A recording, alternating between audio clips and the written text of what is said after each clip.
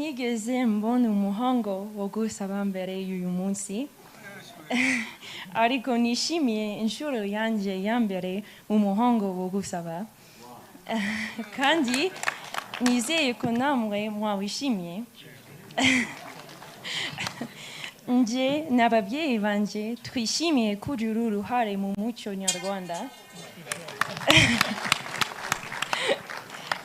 twishimiye kuba turi hano mu Rwanda ndetse no guhura n'umuryango wa Songa twizihiza ubukwe bwanjye na Songa uyu ni umunsi udasanzwe mu buzima bwacu ntituzawibagirwa mwakoze cyane kuza hari na bamwe muri mwe bavuye mu bindi bihugu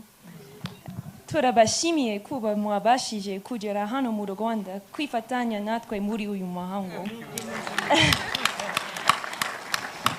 tunejejwe no kubana n'inshuti n'imiryango iri joro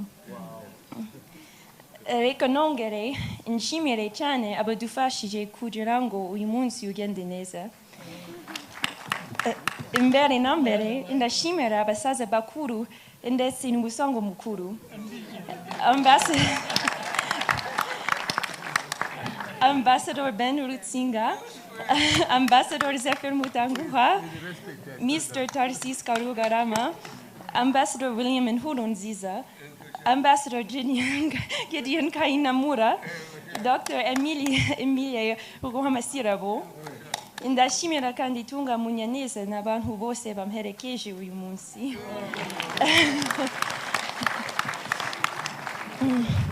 Mwarakoze cyane kubwo kwitanga mwagaragaje n'abantu benshi bateguye uyu muhango mu mezi ashize kandi banyakiriye mu Rwanda harimo data bukwe